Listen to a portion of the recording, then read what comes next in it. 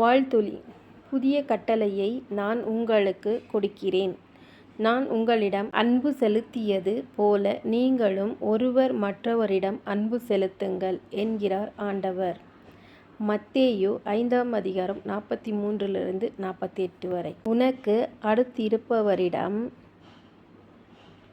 அன்பு கூர்வாயாக, பகைவரிடம் வெறுப்பு கொள்வாயாக என கூறியிருப்பதை கேட்டிருப்பீர்கள். ஆனால் நான் உங்களுக்கு சொல்கிறேன், உங்கள் பகைவரிடமும் அன்பு கூருங்கள், உங்களை துன்புறுத்துவோருக்காக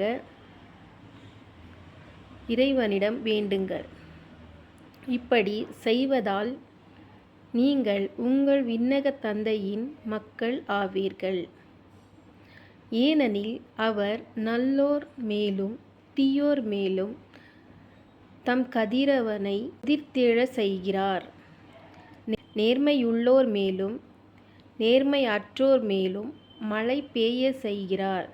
உங்களிடத்தில் அன்பு செலுத்துவோரிடமே நீங்கள் அன்பு செலுத்துவீர்களானால் உங்களுக்கு என்ன கைம்மாறு கிடைக்கும்?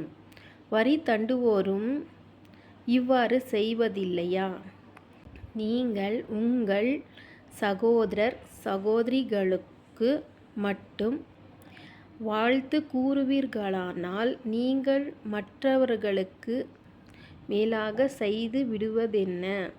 பிற இனத்தாரும் இவ்வாறு செய்வதில்லையா?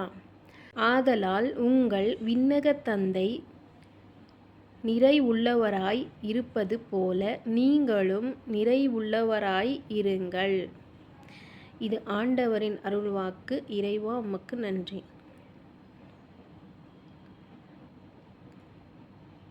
பிடிச்சிருந்தா லைக் அண்ட் சப்ஸ்கிரைப் பண்ணுங்க, கமெண்ட் பண்ணுங்க, ஷேர் பண்ணுங்க ஃப்ரெண்ட்ஸ். தேங்க்யூ.